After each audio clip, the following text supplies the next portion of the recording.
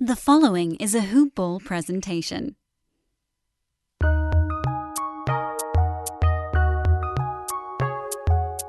Welcome to the Fantasy NBA Today podcast.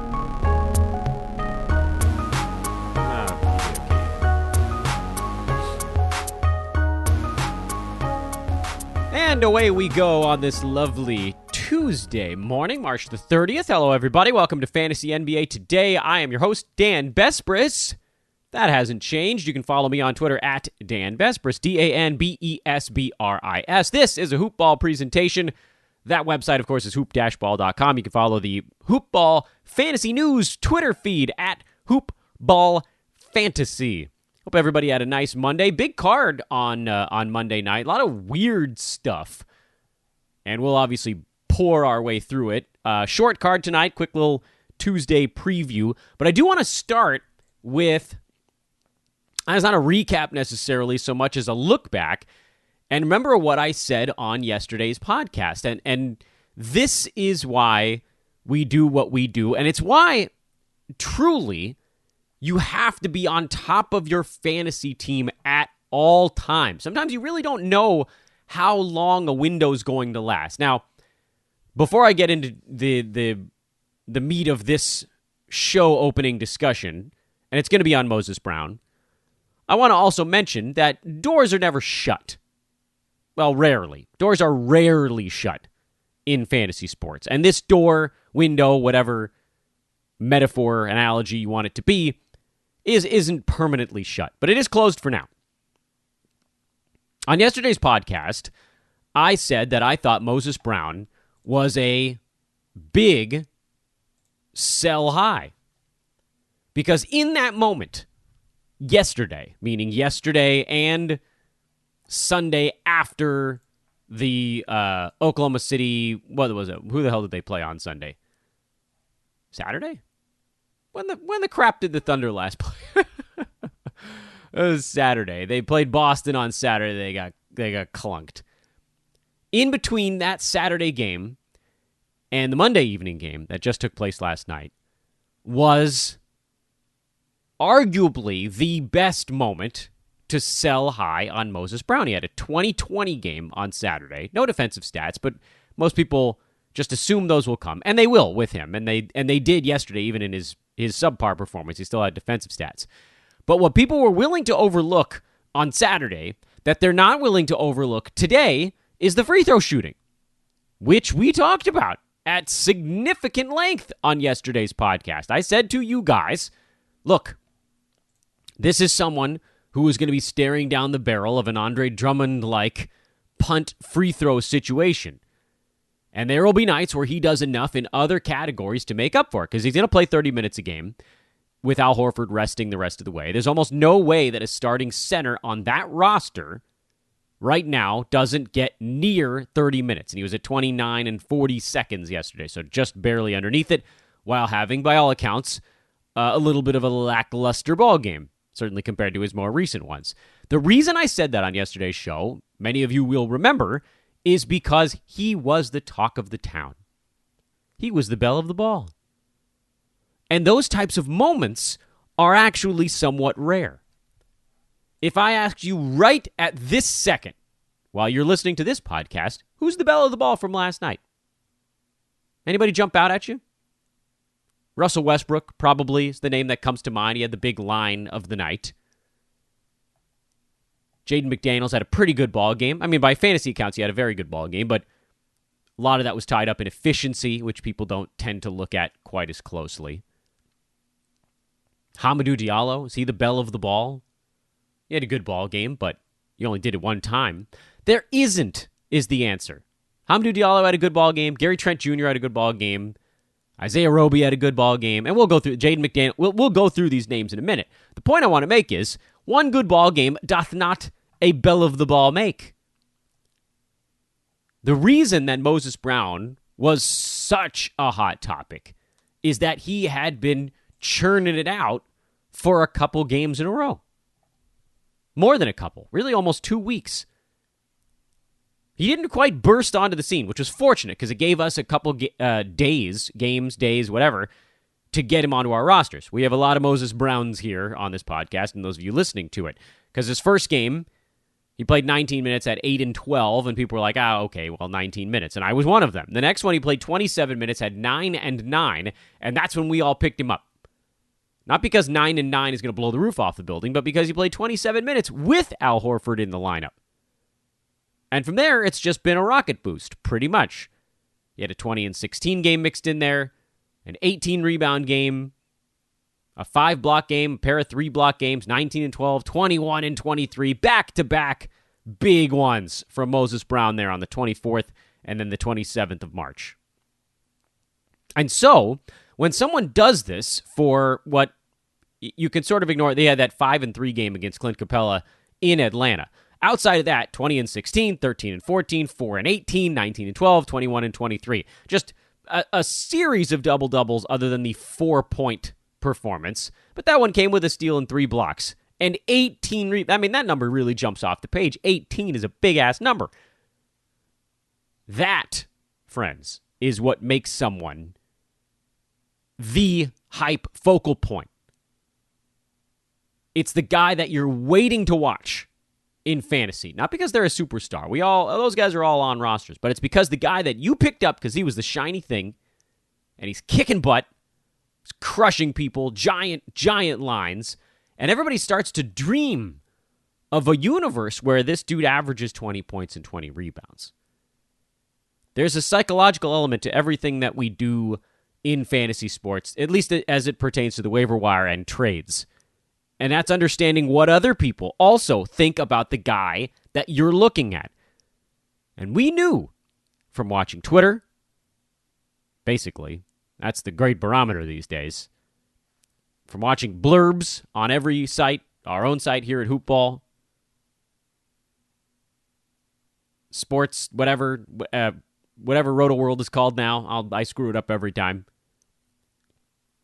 The sites that have these little snippets on guys, projections on guys, that get a little overclocked because it's natural. It's human nature to get caught up in the whirlwind. Now, let me also add, I want to add here, like I said yesterday, I don't want anybody to get the wrong idea. I like Moses Brown the rest of the way.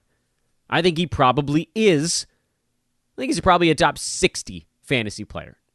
Despite the free throw shooting, the rest of his stuff is going to be fun enough that it'll counterbalance it. It will, to some degree. He's number 98 over the last 2 weeks, while averaging 13 and 14 with a steal and 2 blocks because of the high volume, poor free throw shooting. Over the last week, he's outside the top 115 because of the poor free throw shooting. That's how hard it is to do what Andre Drummond did, which is to be a second-round pick while being a free throw. And this is not even in a punt. That's counting free throws. He was a second-round guy. He punted free throws. He was a first-rounder, easy. Now, for Brown, he's probably not going to take 8 to 10 free throws every game. So over this last week, the numbers are a bit artificially depressed by the fact that he's shooting 52% on 9 free throws a game. It's almost impossible to be a top 100 guy while you're missing that many. He's making arguably the best case for it with 3 defensive stats and basically averaging 15 and 15 on 67% shooting, but that free throw number is more or less insurmountable. Now today, you probably can't trade him for a top 50 guy, not after what he did last night. Now that window may open back up again, but this is why we talked about you have these very narrow windows to try to go get something done. I said go out and shoot the moon, offer him up for someone in the 40 to 50 range. I think I said John Collins yesterday. You never know. Probably wouldn't have happened. I said Michael Porter Jr. Hell yeah, I'd rather have Michael Porter Jr. than Moses Brown. I don't care. You have to try to ignore the hype as it pertains to your own enjoyment and go get the guy that's going to be the better value the rest of the way. It's really hard to hit that mark when you're a punt free throw guy. I love Moses Brown, but we have to understand the limitations. That's why we did that segment yesterday, and that is why we will pay attention to that type of stuff going forward. Let's dive into the Monday results. We already hinted at least at a few of them. Thank you to all of you that hit me on Twitter and via email on our recruiting calls yesterday. I want to put that right back out there on today's show. We are looking for DFS full season and team coverage people here at Hoopball. Basically recruiting all the way across the map. I think about the only division we don't need somebody right now is in our sports betting unit, which is pretty much filled out. If you have some off-the-wall, really cool idea, obviously hit me up. We're always looking for creative stuff. But in terms of straight recruitment, DFS contributors, full season fantasy contributors, and team coverage folks, if you want to get in more on the reality side, hit me up. I can provide more information if this is something you're thinking about. And again, I mean, this is like not to dabble. This is if you want to make this a part of your own personal future, break into the industry, this is the spot to do it. Hit me up on Twitter at Dan Besbris, DanBesbris, or email teamhoopball@hoop-ball.com. That's the email address, teamhoopball@hoop-ball.com. Indy at Washington. Russell Westbrook decided to straight turn back the clock. He still missed some free throws, but in this particular game, it didn't really matter. 35, 14, and 21. A monster of a triple-double carried Washington to an improbable win over the seemingly hapless Pacers these days. I mean, what happened to that team? Malcolm Brogdon had a big one. Miles Turner, another good ball game. Domantas Sabonis actually played well. They didn't defend anybody. TJ McConnell does appear to have held on to fantasy value, so that's good for folks that were able to stick with him long enough. I think what I said when he popped back up on the radar was something like, look, if you dropped him and you didn't get him back, it's not going to be the kind of thing that breaks your back in fantasy. This is a guy that's probably going to be hovering closer to the edge of the top 100, and that's kind of what he's been doing. And Karis LeVert, who I called the ultimate perpetual sell high, anytime he puts up a big line, you want to punt on him. And this is not one of those times. But he's number 93. He's been falling steadily in his time with Indiana. He just needs the biggest usage to hit his mark. This was a pretty easy one to call. On that Washington side, Daniel Gafford was playing well again, but turned his ankle, and he's likely out for a game or two, hopefully not too much more than that. I do wonder, he hurt himself with about 6 minutes to go in the fourth quarter. Would he have closed this thing? Would he have hit the 20-minute mark and more or less pushed Robin Lopez out of the rotation yesterday? Alex Len played 22 minutes, but it goes back to those two guys here for the next little bit. Denny Avdia had a nice ball game with no Bradley Beal. Chandler Hutchison had a good ball game with no Bradley Beal. You can pretty much attribute all of that stuff to the lack of Bradley Beal. New Orleans at Boston. This ball game had almost nothing for us to analyze. Marcus Smart got ejected. Otherwise, the only thing to note is that Nickeil Alexander-Walker continues to look pretty good while filling in for Lonzo Ball. And Josh Hart is on one of his weird little heaters that has kind of leveled him throughout the entire season. He's ended up being a decent 9-cat head-to-head type of guy because he's top 120 by averages, but has been extraordinarily durable this season, which is actually kind of new for him. He usually rebounds his way into an injury. My hope with Hart was that his steals would come up at some point, but they just sort of haven't. He is effectively a rebounding specialist from the guard position. If that's the thing that you need, that's the guy who can get it for you. Not really my favorite outside of, more of streaming and such of that nature. Let's just keep moving because that game was not particularly fantasy interesting. Miami beat New York in a, ugly would be probably the nicest way to put it. Adebayo was great. Jimmy Butler was solid. And for Miami, we were watching to see if Trevor Ariza had sort of locked down the power forward spot. And the answer is no, he did not. Nemanja Bjelica was not the reason why. It was actually Andre Iguodala in this game who logged 25 minutes off the bench. I actually am going to give Ariza one more game on my Roto Games Cap bench because I do feel like Iguodala got extra run to deal with Julius Randle. I think many cases that won't happen. Randle happens to be one of the biggest, strongest power forwards in the NBA right now. Most of the time, Miami can go a little bit smaller, go with a little bit more offense, play to stretch the floor a little bit further. And so that's why I'm going to buy him one more ball game. I know this one was ugly, but he did start. He was the starting power forward. And so with Victor Oladipo headed into town, that's also one reason to kind of assume that It's probably not going to work, but you know what? I give it a 10% shot. I'll buy it one more game just because the other guys that popped up yesterday, we already mentioned them. You know, none of them was super compelling. Some of them you could probably flip out depending on your league settings, and we'll get to those guys in a minute. The Knicks, Derrick Rose is an ad. He's back up over 25 minutes a game. He's a 26 here, 29 in the last one. He's just slowly getting his wind back, so I would expect the steals to probably come up. Or assists, should probably come up a little bit over time. Alec Burks pushed back to the bench with Reggie Bullock back. You know, when this team was healthy before Burks got a little bit marginalized, he only took 4 shots in this game, which I think is, you know, this is also an extraordinarily slow basketball game. Both teams were running slow, plodding offenses, and that doesn't really help Burks all that much. I think you can probably give him one more game against a team that's not Miami, but it's also possible that was the Bullock return and the Rose return kind of coming near the same time. That may have ended up kind of wiping out Burks, but I wouldn't drop him prematurely. And then Nerlens Noel, you know, we already talked about him plenty, but with Mitchell Robinson out the rest of the year, he's locked in. I spent a bunch of time on yesterday's pod talking about Jaden McDaniels, who promptly came out and posted a great line, sort of right in my face, because I said, I need rebounds from this guy if I'm going to consider him on yesterday's show. And then he put up 7, which is pretty good, actually, alongside Karl Anthony Towns.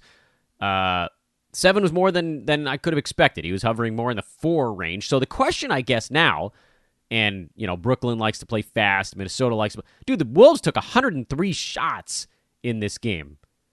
It's actually borderline remarkable that they lost. They just couldn't get any of them to go in the damn bucket. The Nets did everything they could to give this game away. Sticking on the Wolves side for a little bit, Malik Beasley, super rusty right now. He'll be fine. This is actually a buy low, if anything, because he'll more than likely start to get things going here pretty soon. Still have no real word on D'Angelo Russell. I'm assuming he's just going to sort of pop up at some point here, and when he does, Ricky Rubio probably completely vanishes, not that he's not most of the way there already. On the Jaden McDaniels front, I mentioned on yesterday's pod I thought he probably was more suited for a next year fantasy surge, if only because there's just kind of nothing left over on this team. When you're behind Cat, high usage, Anthony Edwards, high usage, Beasley, high usage, D'Lo when he comes back, high usage, that's a lot of mouths to feed. And while I love McDaniels for his real-life defense, and it did translate in yesterday's ballgame, he'll get you a block in his time on the floor. 4 is not something you can expect on a nightly basis. And I don't think the 7 boards and 4 assists is accurate to what he'll likely do. You're probably looking at more like 4 to 5 rebounds and 1 to 2 assists. So yesterday's game was really a best-case scenario. He's the starting power forward. They love him. We said that yesterday too. I don't want you guys to get it twisted. I like Jaden McDaniels. I think this has... I'm going to throw him into my lineup, and he's going to give me the 9.3 rebound, 1 block game that really is more befitting of a streamer-level guy. And I think this was probably a streamer-level guy having a really big night, which is kind of also how I feel about some of the other names that popped up yesterday. But if you're in Keeper or Dynasty leagues, yeah, jump on him immediately, because he could, if his offensive game evolves, and if he gets... say, a little bit stronger and improves on the rebounding front, well, then the sky's the limit. Brooklyn side, we're seeing our buddy Joe Harris kind of getting iced out a little bit here lately. There's just sort of a lot of guys that all feel like they deserve to shoot the basketball. Blake Griffin, Jeff Green, Nicholas Claxton, who you guys know I've been bearish on. LaMarcus Aldridge hasn't even shown up yet. So it's a bit tenuous. I'm sticking with Joe. He's been good enough all season long to endure a little bit of I don't even know how to call it a colder spell, just a low usage spell right now. But then no one else is worth rolling out there. I know Bruce Brown had a slightly better ball game, but yeah, I don't trust anybody beyond really the big 3. And then Harris is your 4th guy, whenever the hell Kevin Durant comes back.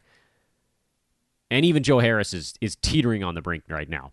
But, I mean, yesterday's ballgame is a good example of why it was dicey to trust any of the centers in Brooklyn to begin with. This is, again, still without LaMarcus Aldridge, and Kevin Durant. Dallas blew out the Thunder. We already talked a lot about Moses Brown. Quickly on the Dallas side, Luka was back. This was sort of a cruising performance against a team that really had no prayer of slowing down the Dallas machine.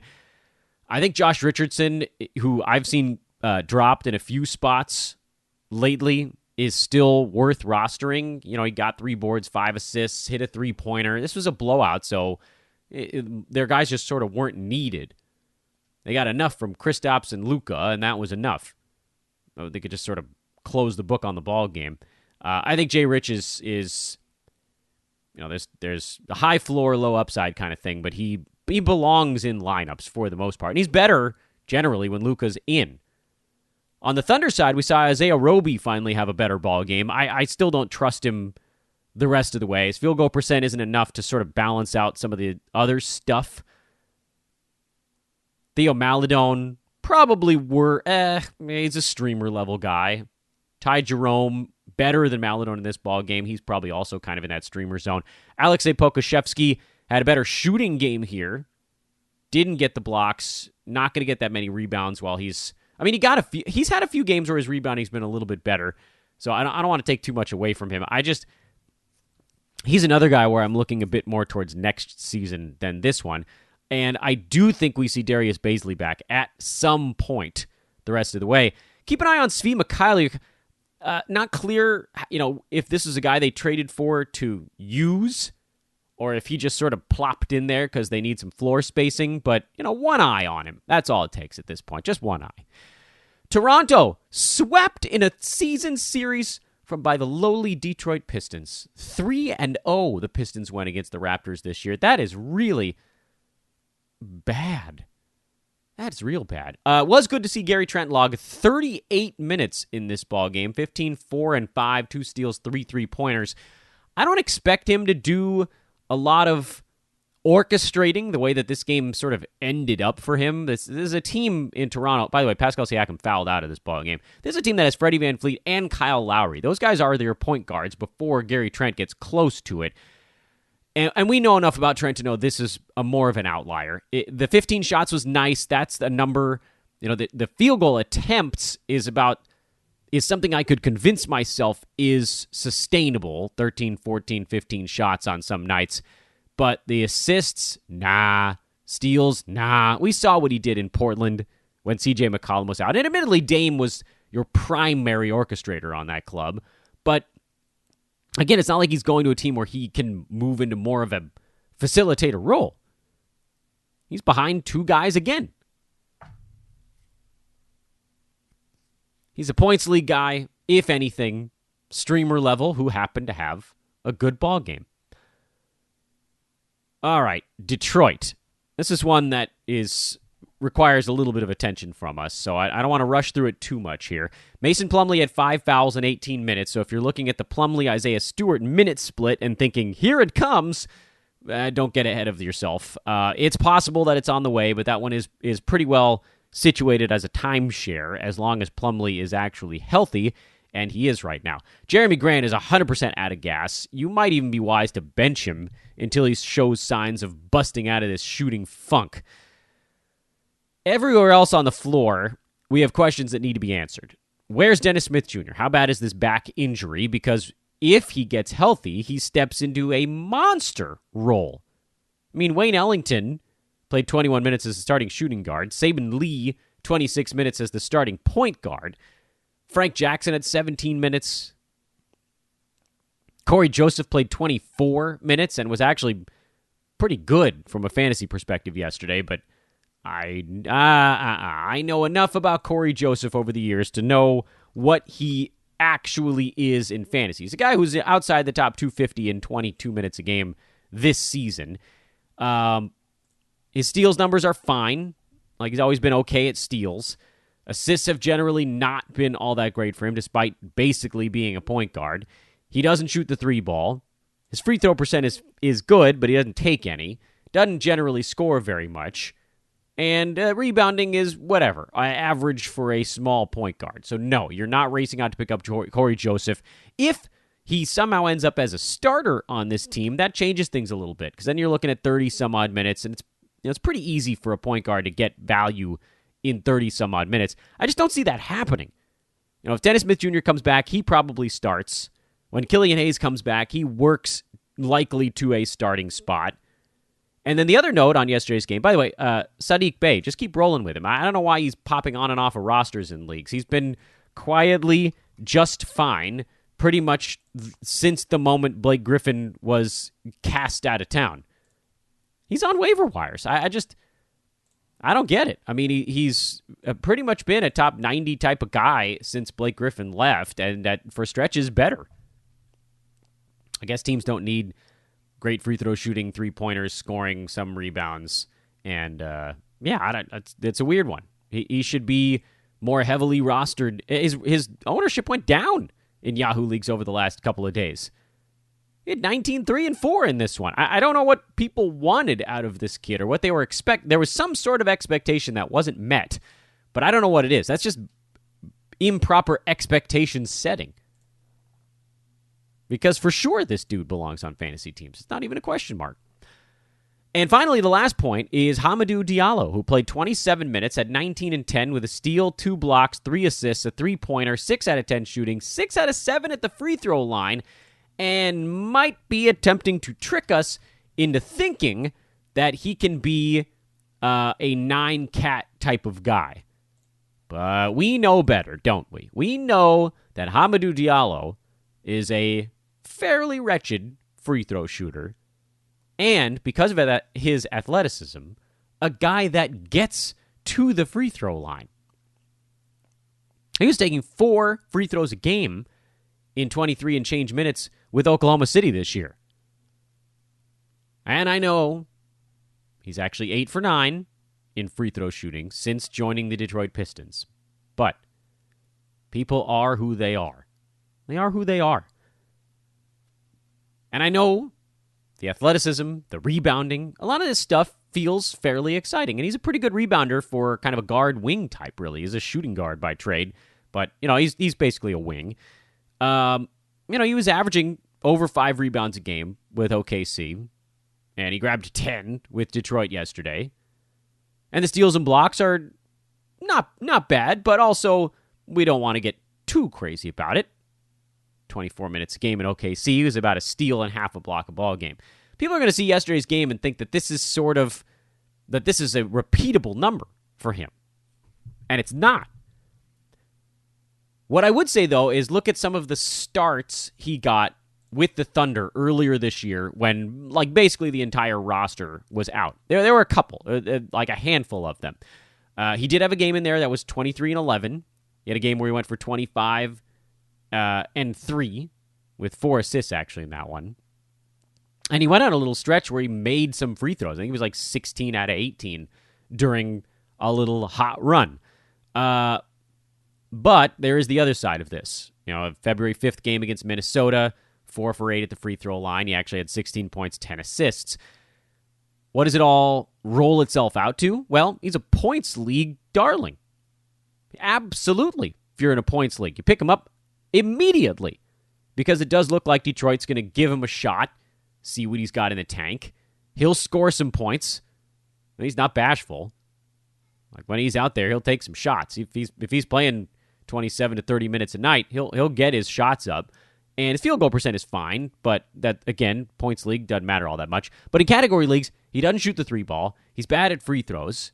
His turnovers are actually relatively high for what he does passing-wise on the court. And the steals and blocks, they are okay, but I don't think they're quite as high as people, myself included, have kind of convinced ourselves as what they are. He has these games where he explodes for 3 steals and a couple of blocks, and his energy will lend itself to having those games pop up every once in a while. So yes, there's some upside here, but again, I will stress it's very hard to have big-time category league value if you are almost by all accounts kind of a punt free throw guy. You need to be so good in other categories to counterbalance that. And so this is another guy that, you probably pick him up. See how this thing goes. Roto Games Cap, I'm likely leaving him on my bench for now. if he posts another one or two good ball games in a row, you move him. Basically catch him on a run where he's making free throws. Let's say he goes 5 for 6 free throw shooting in the next ball game and then goes 2 for 2 in the one after that. The down one is coming. He's got a 3 for 9 in the chamber at some point to weigh that thing out the other direction. But if he has 3 good free throw shooting games in a row, puts up some double-doubles, see if you can move him for a top 65, 70 kind of guy. These are the guys you watch because there is a lot of mirage stuff going on there. Add and watch. Sometimes we watch and then add. With a guy that could come with this kind of hype, you add and then watch. Memphis beat the Rockets yesterday. Grayson Allen left with hip soreness. That's some old man stuff right there. I know some hip soreness. And DeAnthony Melton got to take off. Thank the good Lord. I mean, it is really a one-to-one thing here. If you know Grayson Allen is missing the ball game, you fire up your DeAnthony Meltons as fast as you possibly can because he is a top 50 level fantasy guy when he sees those kind of minutes. And it's not even debatable. But it's remarkable how little they think of Melton when Grayson Allen is freaking healthy. Hurts my soul. It really does. It hurts my soul. Meanwhile, over on the Houston side, no Christian Wood again, so Kelly Olynyk, starter edition, is power boosting himself all the way into the sun right now. 25, 9, 2, steal, 2 blocks, good percentages. He's a streamer with some potential benefits. I don't think you immediately drop him when Wood comes back. You certainly ride him for now. Kevin Porter Jr. off ball. We've talked about the issues that presents. He steps into his giant money when John Wall goes down, which will happen. But, most of these teams still have, between 25 and 30 games left. We're not that close to the end of the year yet. So you're probably still looking at least a couple to a few even more weeks of this. Jayshawn Tate looks awesome. He's the guy that's taken that step forward in this post-trade deadline stuff. So Tate's a go. John Wall, you kind of have to start if you have him on your team, but yeesh, he's been bad. Olynyk's a start while Wood is out. I think I would watch him for a game when Wood comes back. Porter, you're starting because he's playing giant minutes, and he's starting, but everybody else I think you could probably leave on the waiver wire. Daniel House came back from a personal absence and was bad, and it's, that's that. There's really almost no ceiling with him, so less exciting type of ball player as well. Kings beat the Spurs on the road. The only thing to monitor here is Delon Wright, who played 13 first-half minutes, and I thought, oh, okay, here we go. And then only 10 minutes in the second half, and that was a little bit more depressing. Good news, bad news situation. Bad news is I think we want him to try to get about 2 or 3 more minutes per game. I'm not convinced that the reason he didn't isn't because Terrence Davis and Mo Harkless each were super hot off the bench for the Kings. Those two guys combined for 27 points on 15 shots in only 32 combined minutes. I don't think those guys are that good every ball game, and when they're not, you probably get a little bit more Delon Wright. Other bad news on Delon Wright, he had a usage rate of 8 in this game, only ahead of Metu, one of their backup forwards. And then you had some garbage time guys that didn't have any usage rate. But that is about as low as it can get. He really was not trying to insert himself. He's just trying to facilitate, play defense for his new team. And that leads us into the good news, which is 4 rebounds, 5 assists, 1 steal in his 23 minutes. If those minutes go up to 25 or 26, if the rebounds stay in that 4 to 6 range, assists, can they be near 5? That would be swell. And he starts to assimilate with the Kings. You'll see a few more shots go up. You'll see him score. I don't think he breaks 10 points a game, actually, with this team. But 8 to 10 would be more than enough. Give me 9 points, 4 rebounds, 5 assists, and 1.5 steals, and that still puts him on my roster. So where I can, I'm trying to hold on a little bit longer. It's not, especially because the Kings are actually trying to win some games right now. So, they're not going to just force Delon Wright into the action. And he's been the perfect new teammate to say, look, I'm going to do the things I'm best at while you guys are rolling here. De'Aaron, Rashawn, Buddy, whatever, you guys go score. I'm just going to make everybody else better around me. And I think his teammates are going to really appreciate that. So hold on if you can. I understand if you can't, because 2 points is pretty tough to stomach in a head-to-head format. But he's healthy, he's playing. I think his role is going to slowly increase on this team, and that's a good thing. Understanding, of course, the limitations that we don't have forever because it is almost April. Spurs side, Jakob Poeltl only took 2 free throws. Thank the good Lord that there weren't more in that one, because he's another guy that limits himself with the bad foul shooting. DeJounte Murray, Derrick White, those are the guys you trust, and DeMar DeRozan, and I'm not going anywhere else beyond that in San Antone. Cleveland, Utah was the ugliest game I've seen in a long time. Just throw this one straight into the dumpster. Don't even think twice. Nice fill-in game here for Isaiah Hartenstein, though. 5, 14, and 7. If Jared Allen and Larry Nance ever miss another game at the same time, you know where to go. Milwaukee and the Clippers. Paul George late scratch with foot soreness. Allowed Luke Kennard to get lava hot in the second half. He was just bombing them in from everywhere. No, you're not going to trust that to keep going. Terrence Mann has looked really good with some players out for the Clippers as well, as kind of like a weird point forward-y, defense first guy that to kind of replace Reggie Jackson minutes. Reggie is your scoring point guard, and then for Mann, they go big, and they kind of go point guard less, but he will guard the opposing kind of point of attack guy. Marcus Morris had 25. We've been talking a lot about him and kind of the high floor, but somewhat low ceiling. I guess we can amend that to say if Paul George or Kawhi ever miss a ball game, which they often do here and there, that creates a little bit more room on the ceiling side for Marcus.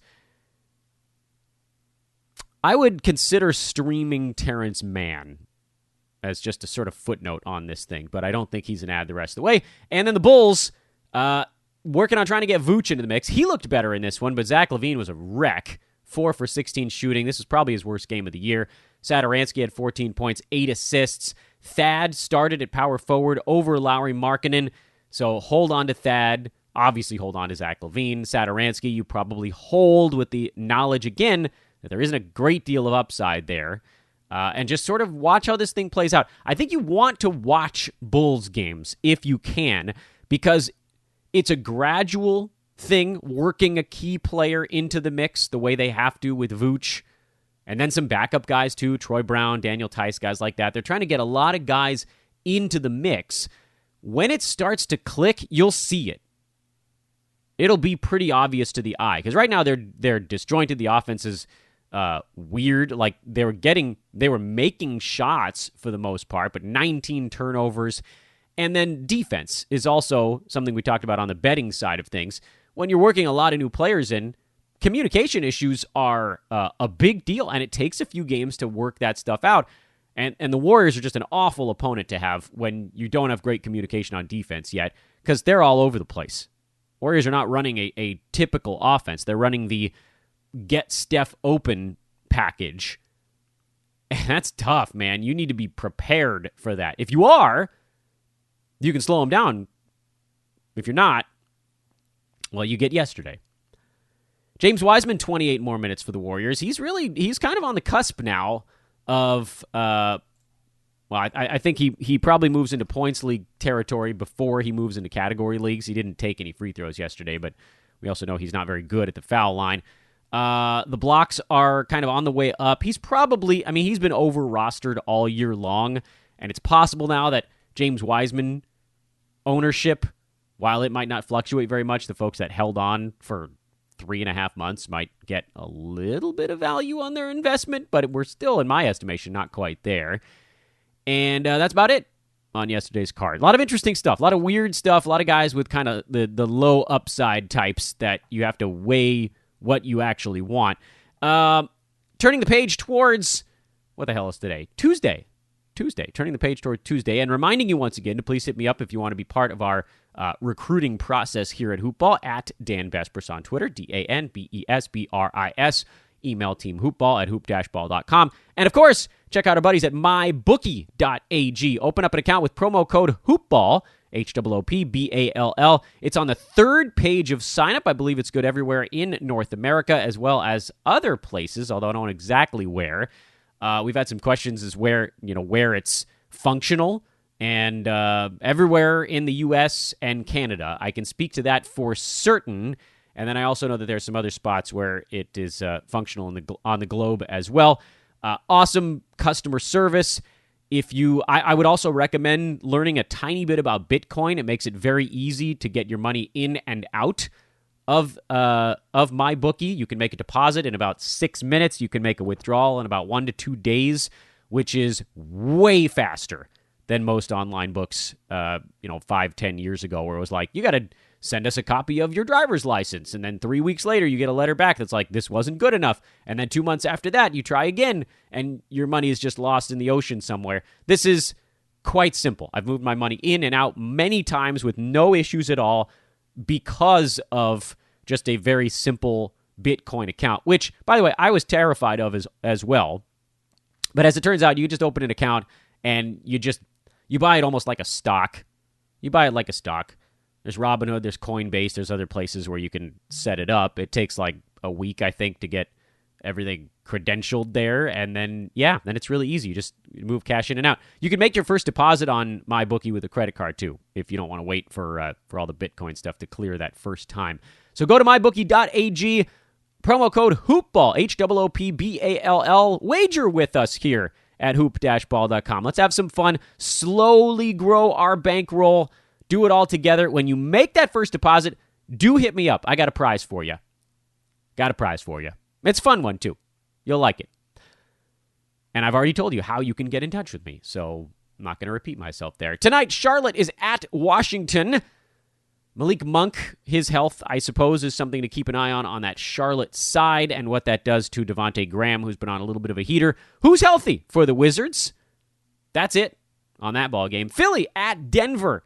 The Sixers towards the tail end, not quite, of a pretty long road trip. Still missing Joel Embiid and still finding ways to win some ball games.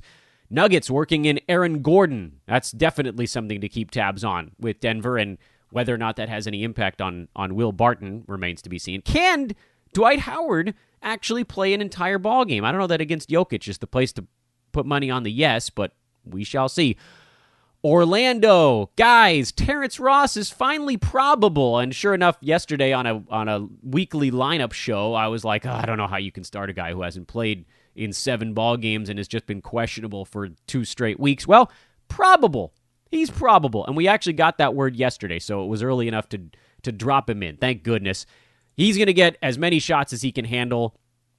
I do want to see what guys like Otto Porter are going to be doing. Mo Bamba, Wendell Carter Jr. There are a lot of names in Orlando that we should be keeping tabs on. And then on the Clippers side, this game feels like a spot where everybody could get rested if they think they can just sort of cakewalk through.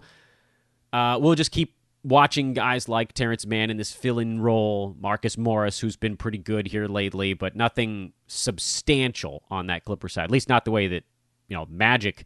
There's a lot of things we want to learn on the Orlando side.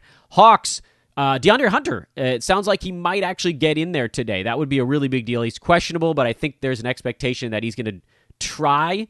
So we'll see what happens during warm-ups. He's a game-time decision. That's a good sign that they haven't aired towards full shutdown yet. I don't know if that means he's going to play, but at least it's close. And then Phoenix, there's sort of nothing. But on the Atlanta side, if we raced out and picked up Danilo Gallinari, as I think we all suggested we probably should, on the event that Hunter disappears, I think you hold there. Hold Gallo, see how this thing shakes out, and maybe we get some Lou Will coming up here pretty soon. Is Lou Williams making his debut tonight? I don't know yet. Didn't see the report on that as of just this moment. And that's your card. Just a 4-gamer on this Tuesday night. Pretty easy. Short and sweet.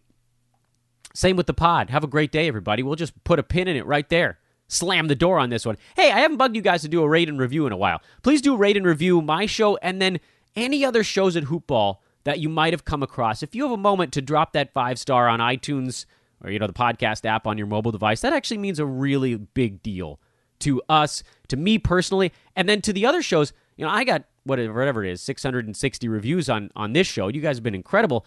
Most of those other guys, they're toiling away 20, 30 reviews. So whatever you can do, sort of hoop ball army here, let's go pick up some of our buds. Let's get some of those newer shows some 5-star reviews. Help get them off the ground. Thanks, guys, in advance for whatever you can do on that front. I am Dan Bespris.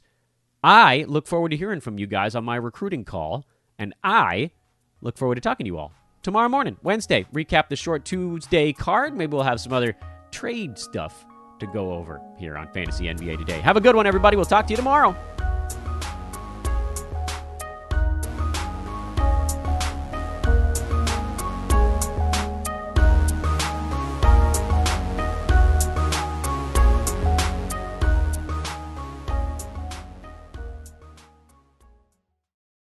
This has been a Hoop Ball presentation.